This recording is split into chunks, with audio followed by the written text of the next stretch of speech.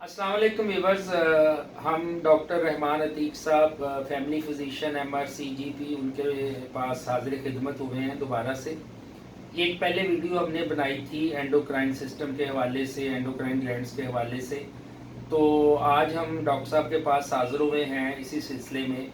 बहुत सारी ख़वातीन और यंग लड़कियों में आजकल बहुत सारे ऐसे मसाइल का सामना करना पड़ा है जिसकी वजह से वो मुख्तलिफ क्लिनिक्स पे जा रही हैं, डॉक्टर्स के पास जा रही हैं, जिसमें जाके वो कंप्लेन करती हैं कि उन्हें बहुत ज़्यादा वीकनेस हो रही है, ओवर स्वेटिंग हो रही है, या उनके चेहरे पे बाल ज़्यादा आ रहे हैं, या उनकी पल्पिटेशन है, या प्लस ये है कि उनकी जो कार्डियक रेट है वो बढ़ रहा है, वेट लूज़ कर रही हैं या वेट गेन कर रही हैं, एक्स्ट्रा वेट गेन कर रही हैं, और बहुत ज़्यादा एनजाइटी का शिकार हो रही हैं।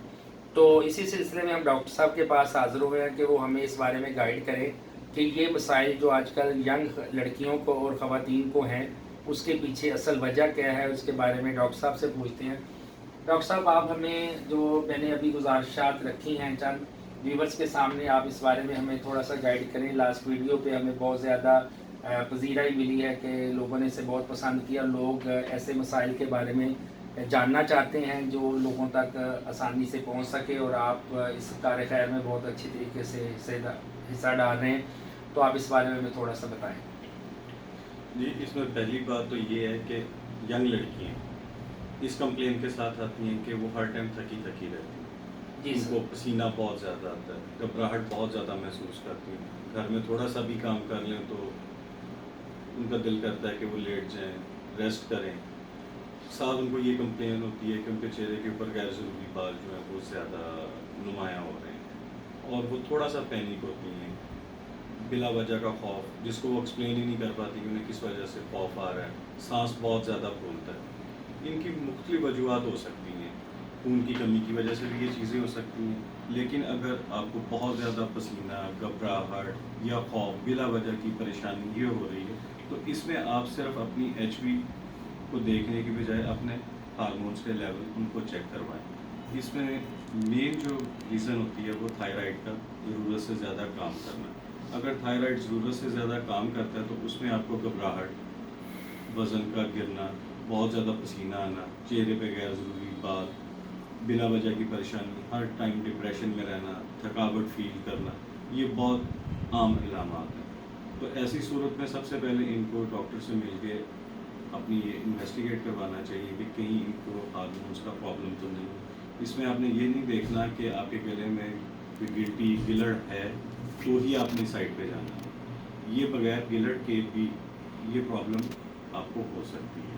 डॉक्टर साहब, अवेयरनेस एक्चुअली लोगों में नहीं है, जिसकी वजह से लोग डॉक्टर्स पे ही डिपेंड करते हैं बेसिकली।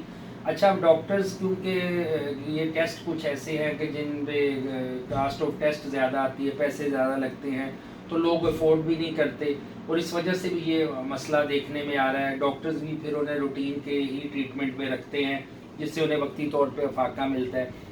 तो आप इस बारे में क्या कहेंगे कि अगर एक दफ़ा पैसे खर्च कर लिए जाएं, या इस पे आप थोड़ा सा फोकस कर लें, तो फिर मुस्तकिल तौर पे इससे जान छूट सकती है? देखिए, इनको चाहिए कि पहले इसी के ऊपर पैसे खर्च करें, क्योंकि अगर आप जब तक डिज़ीज़ को डायग्नोज ही नहीं कर रहे हैं और आप सेल्फ मेडिकेशन या डॉक्टर को जाके ये बता रहे हैं कि मुझे ये प्रॉब्लम है, कई दफ़ा पेशेंट जाके डॉक्टर को अपनी डायग्नोसिस बताता है, ना कि अपनी अलामत बताता है। और जब डायग्नोसिस डॉक्टर को पहले ही बता दी जाती है तो डॉक्टर भी आगे इतना ज़्यादा तरद्दुद नहीं करते हैं कि इसको देखें कि बाकी ये प्रॉब्लम है या नहीं।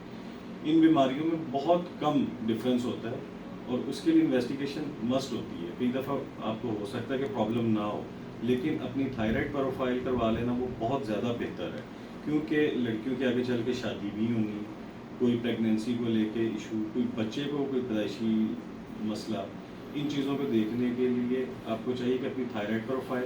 डॉक्टर साहब, ये थोड़ा सा थायराइड के बारे में बताएं। हाइपो और हाइपर थायराइडिज्म जो होता है, उसमें क्या क्या अलामात हो सकती हैं? हाइपर थायराइड का मतलब ये है कि आपका जो थायराइड है वो ज़रूरत से ज़्यादा काम कर रहा है, और ऐसी कंडीशन के अंदर जो आपका TSH का लेवल है वो कम हो रहा होता है।